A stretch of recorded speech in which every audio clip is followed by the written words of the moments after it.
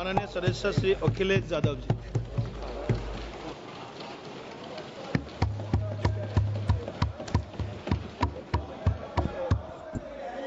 Please please. कोई बात नहीं, कोई बात नहीं। अरे नहीं, आदरणीय सभापति महोदय, मैं आपका बहुत धन्यवाद देना चाहता हूं कि बहुत ही महत्वपूर्ण और देश के लिए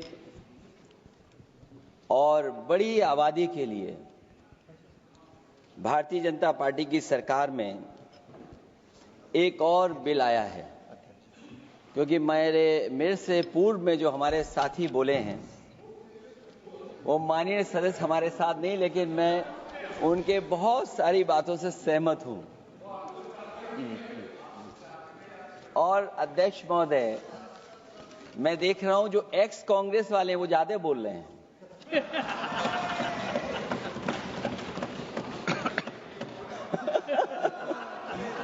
आदरणीय अध्यक्ष महोदय,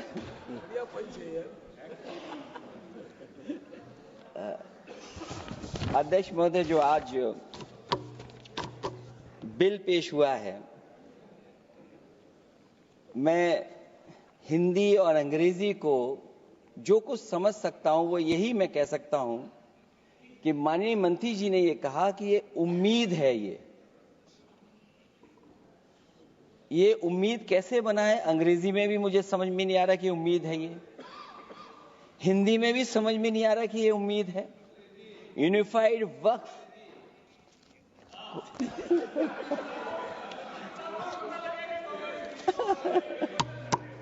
अध्यक्ष महोदय, यूनिफाइड वक्फ मैनेजमेंट,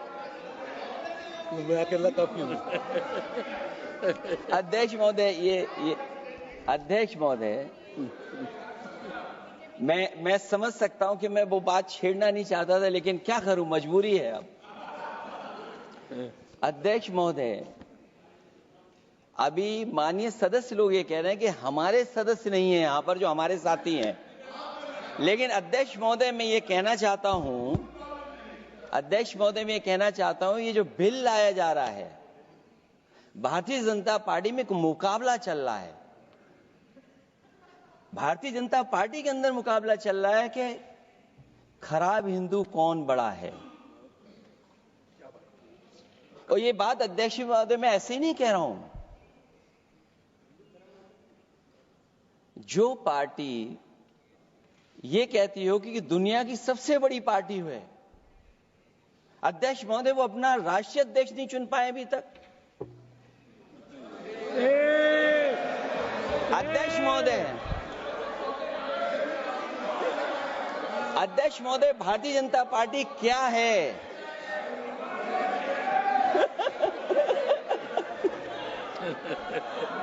जी, मैं अखिलेश जी ने बहुत हंसते हंसते कहा है, इसको हंसते हंसते जवाब देना। इस सामने जितनी पार्टियां हैं उनका राष्ट्रीय अध्यक्ष उन 5 लोगों को ही चुनना है परिवार के। हमें माननीय अध्यक्ष जी करोड़ों सदस्यों में से 12-13 करोड़ सदस्य प्रक्रिया कर चुनना है तो देर लगती है, आपके यहां जरा भी देर नहीं लगेगी। मैं कह देता हूं अभी 25 साल तक आप अध्यक्ष हो जाओ, नहीं बदल सकता।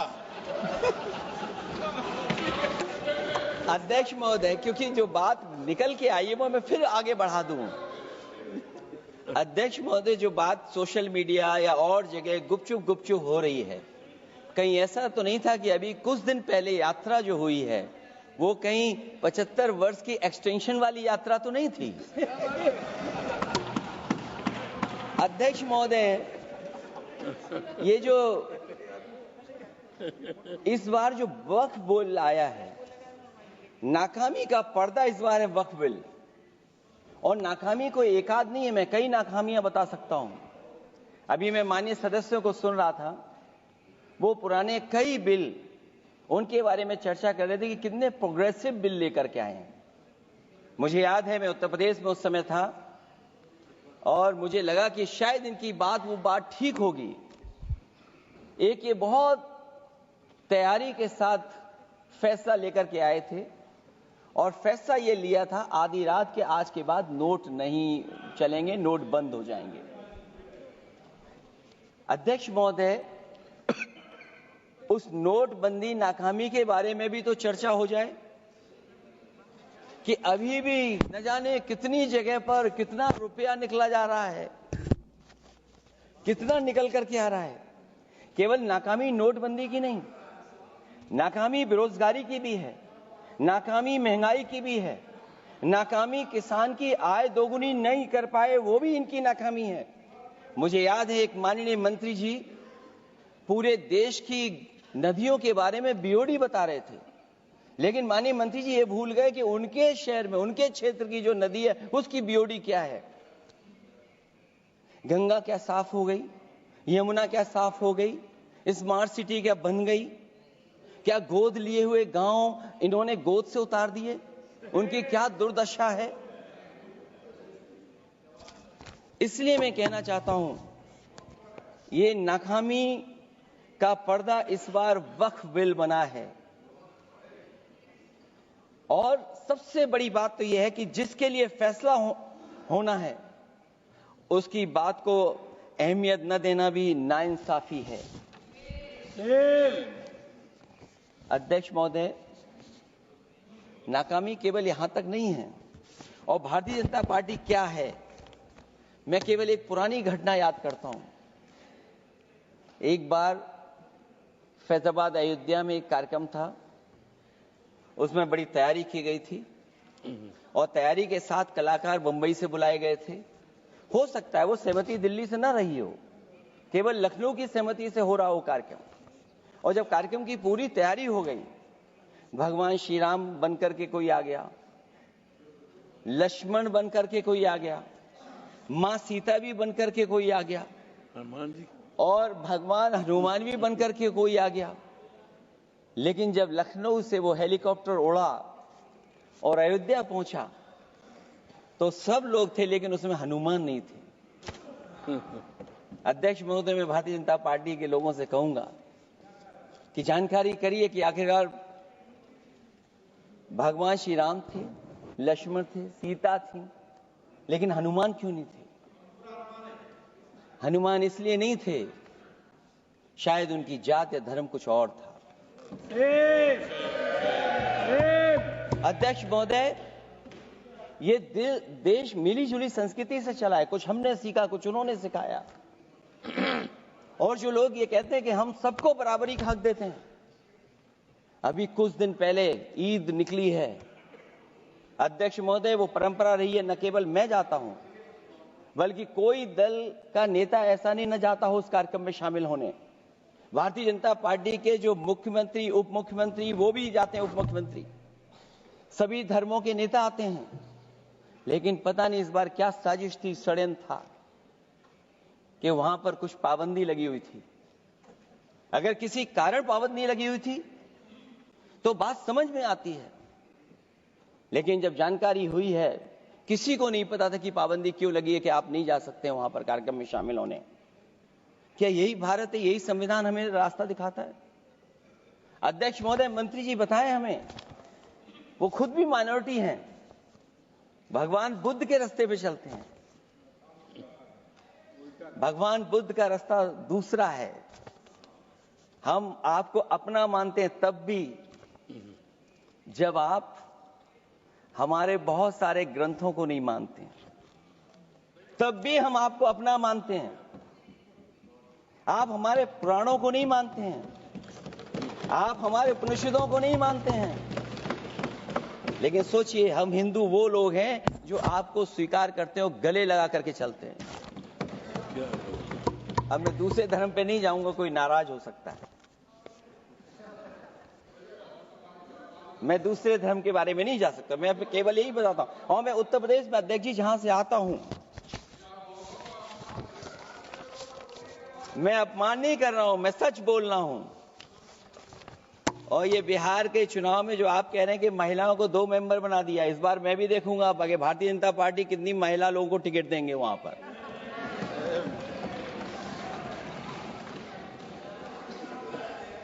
अध्यक्ष महोदय, भाजपा जब भी कोई नया बिल लाती है तो वो अपनी नाकामी छुपाती है। भाजपा वाले मुसलमान भाइयों की वक्फ की जमीन चिन्हित करने की बात कर रहे हैं, जिससे महाकुंभ में जो हिंदू मारे गए हैं या खो गए हैं उनको चिन्हित करने की बात पर पर्दा पड़ जाए। अध्यक्ष महोदय, मुझे खुशी इस बात की कि हमारा धर्म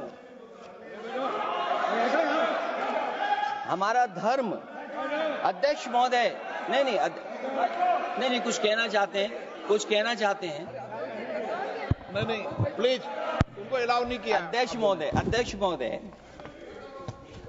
कुंभ में आस्था सबकी है, कोई ऐसा नहीं जिसकी आस्था ना हो। और कुंभ कोई पहली बार नहीं हो रहा था। ये भारतीय जनता पार्टी के लोगों ने ऐसा प्रचार किया कि 144 वर्षों के बाद पहली बार महाकुंभ होने जा रहा है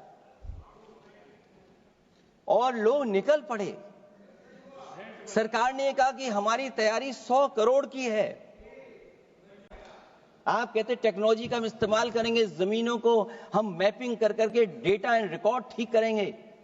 अध्यक्ष महोदय, ये बताएं कि वो 30 लोग कौन थे, उनके नाम क्या थे जिनकी जान चली गई, न केवल जान जाने वालों की, बल्कि अध्यक्ष महोदय ये सरकार बताए कि जो लगभग 1000 हिंदू खो गए हैं, जो अभी तक नहीं मिले, जो अभी तक नहीं खोज पाए हैं, वो 1000 हिंदू की सूची कहां है? और फिर धर्म कारोबार की बात है, जो ये लोग अध्यक्ष महोदय, मैं कार सेवक वाली बात इसलिए नहीं छेड़ना चाहता हूं।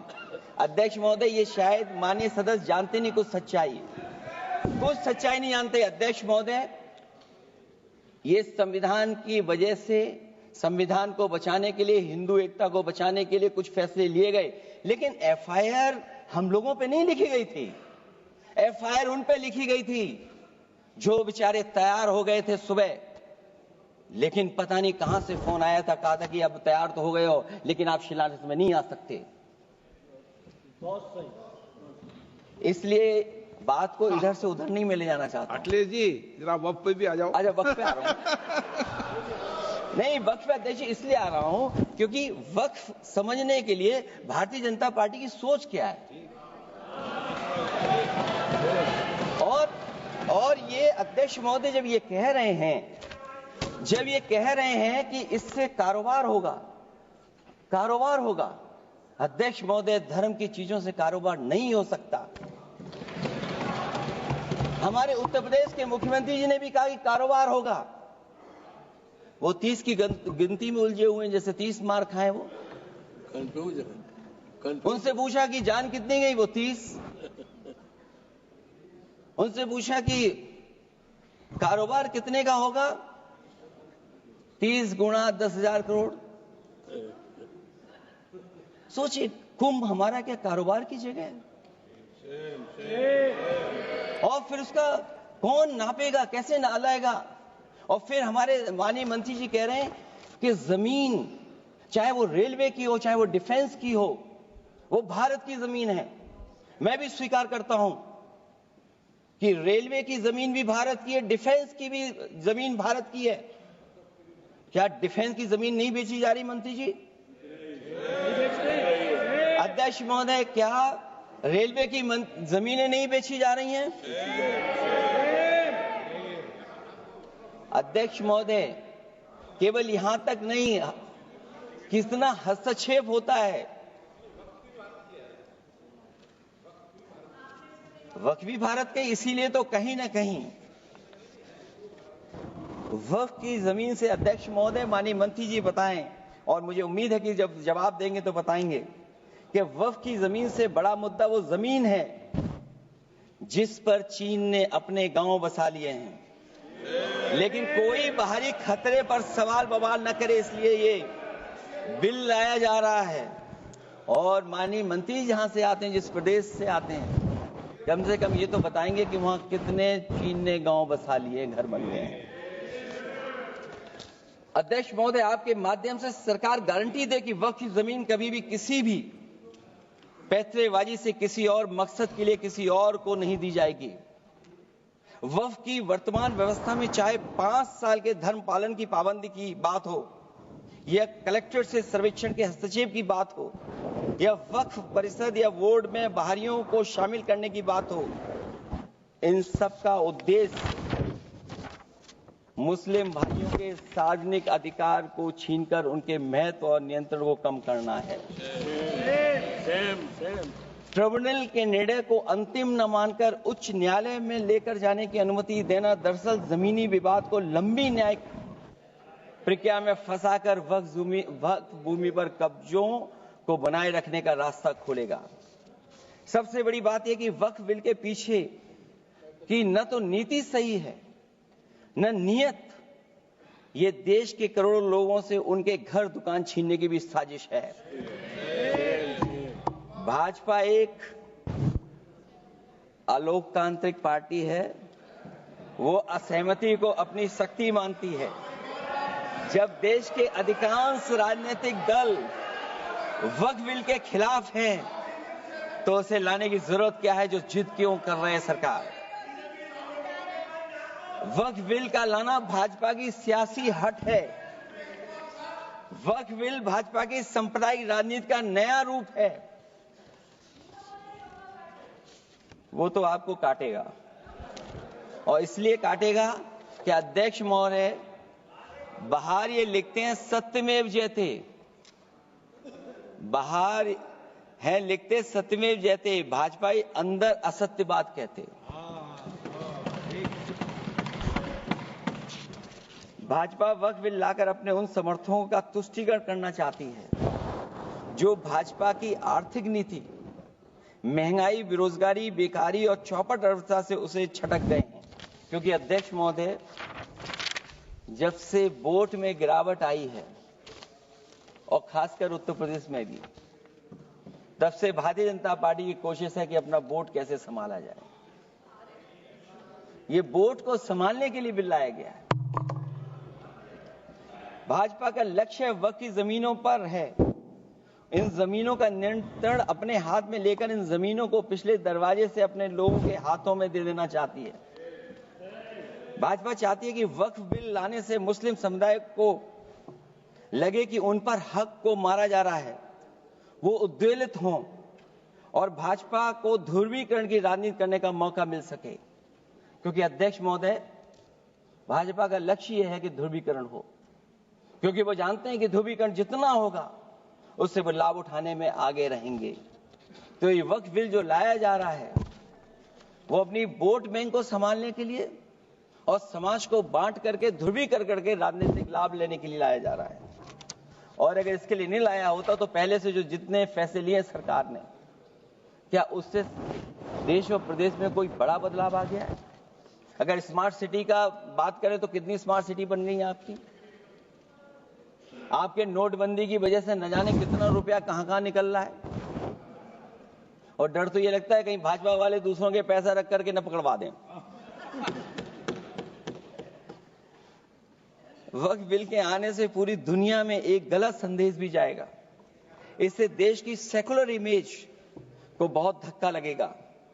वक्फ बिल भाजपा की नफरत की राजनीति का एक और अध्याय है।